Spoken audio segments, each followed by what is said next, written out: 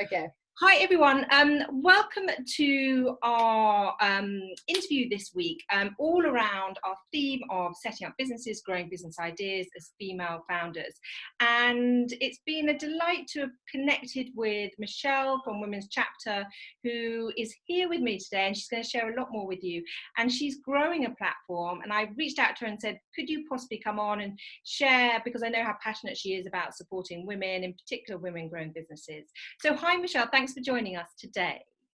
Thank you for asking me. It's a great way to spend a Friday afternoon. Although it's virtual, and we're saying how great it is that these opportunities are coming up a bit easier, actually, isn't it? Absolutely.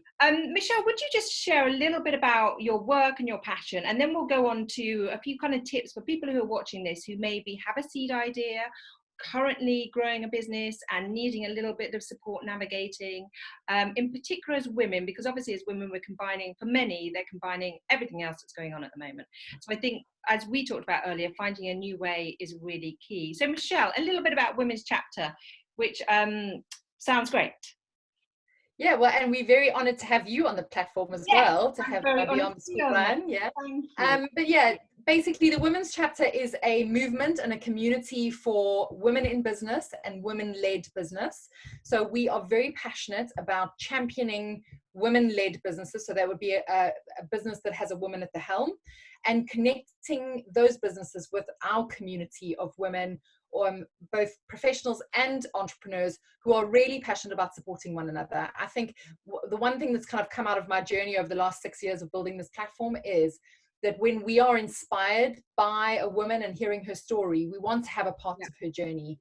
And by using the power of our purses, we can put our spending power, our consumer power, which is 80% of the world's consumer power is held by women. So we really have a huge potential to make a big difference to one another's journeys and the success of one another's businesses. So I think even more so now, even more so now. And Michelle, as you say that, I really I'm such a believer that the world needs this feminine, the businesses out there, women having, and I just think, and I absolutely believe the way we can do that is coming together and supporting each other, which is just so key. If they were, so Michelle, people that are out there maybe who are watching this and have these ideas, what would you be sharing with female founders at the moment? And they may even just be having an idea at this stage and just going, I've certainly been messaged by people who are sort of saying, I've got this idea to do this. What do I do and how do I take the steps and things like that? Well, I mean, I would definitely say, look, at the moment, as much as it's a terrifying time to be a business owner, and there are many, many challenges associated with that, and there will be a lot of businesses that don't make it through this, to be fair, there are also lots of opportunities. Yeah. And in some cases, depending on what the business idea is, it could be a very good time to build a business, because there are so many gaps in the market now in terms of the way this next normal or new normal, things are not going to go back to the way that they were. And so there are opportunities out there in the market, particularly, in the health and hygiene space, wellness. If you look at any of the consumer trends, that, there are opportunities to be had and money to be made. So I think my kind of key advice, I suppose, would be to not focus on all of the doom and gloom, because COVID is not going anywhere. It's more to kind of think about the opportunities that have come out of this. And I think from a sort of on a macro level, the world needed this period of recalibration.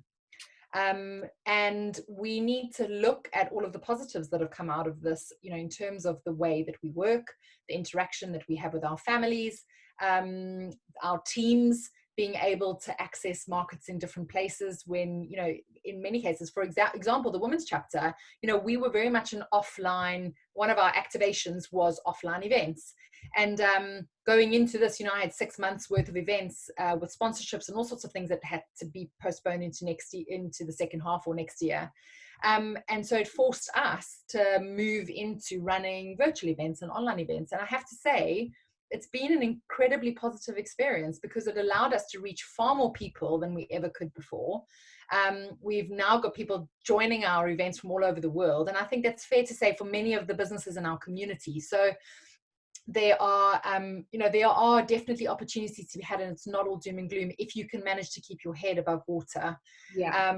So yeah, I think definitely, and for those that have an idea now and are wanting to take it forward, I think if I had to sort of do a sort of a brainstorm of the key advice I would offer is think about your messaging and your USP and what makes you different. Because if you're wanting to launch a business where in a very, very crowded marketplace right now, you may be setting yourself up for failure. So you really need to think about what differentiates you and makes you stand out, and drill down into your purpose. Make sure that you are very clear on what it is that you want your brand to be known for. I'm a massive advocate of Lindsay Boyd. I don't know if you followed any of them, but I've been on a few of her courses. She's a women's chapter member as well, and she has the Bob School of Business of Brand. And she talks a lot about really kind of putting yourself in that uncomfortable space of asking the question, what do I want to be famous for? What do I want to be known for? Nice. And making sure that, like it's that elevator pitch, it's a bit of a cliche, but it really is important. Yeah. If somebody asks you what you do or what your business does, you need to be able to tell them succinctly and confidently. And if you can't do that, you have to go back to the drawing board.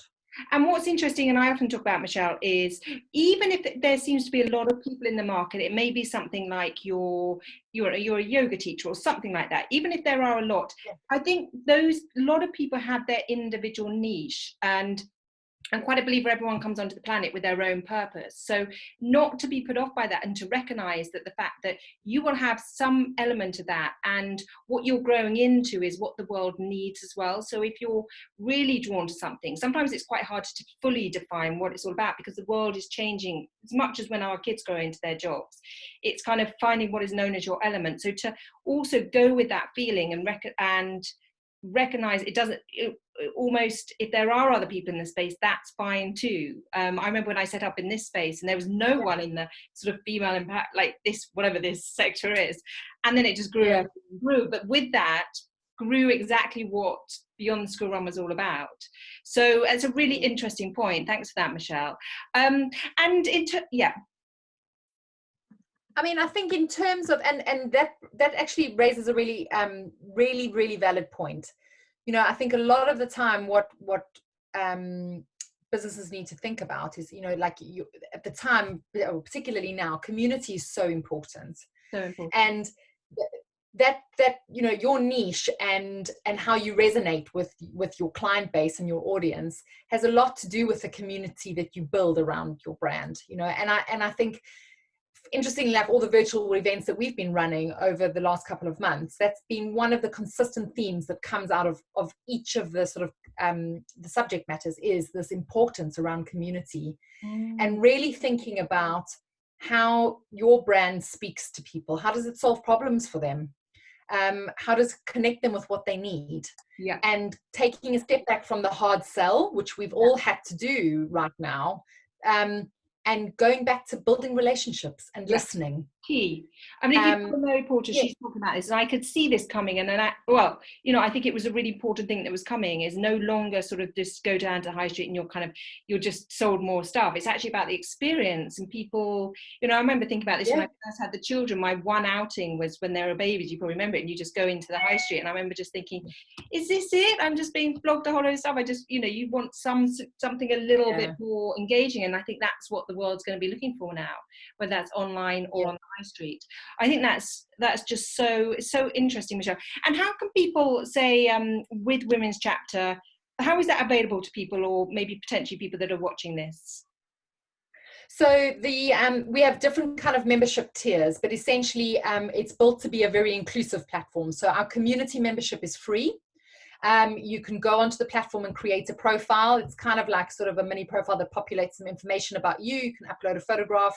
You can connect with other members on the platform. That also then gives you an opportunity to sign up for our newsletter, so you find out what we're doing in terms of events and things.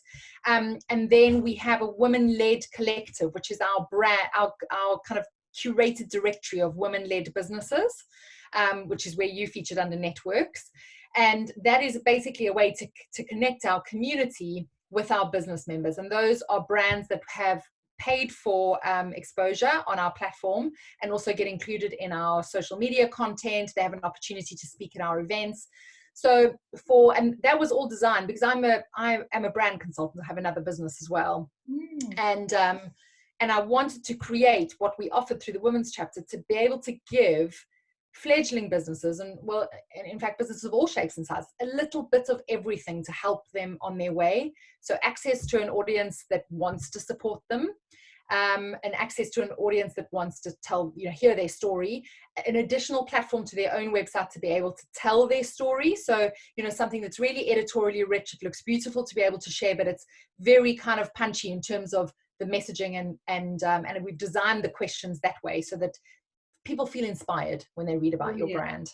And it's an opportunity to showcase your product and your services as well. So the whole idea was to give people at a very affordable kind of annual rate access to a little bit of everything that they might need to move further along in their journey. Brilliant. Michelle, I love your passion for supporting women. It's brilliant. And people, whoever's watching can go and check it out. womenschapter.com, isn't it?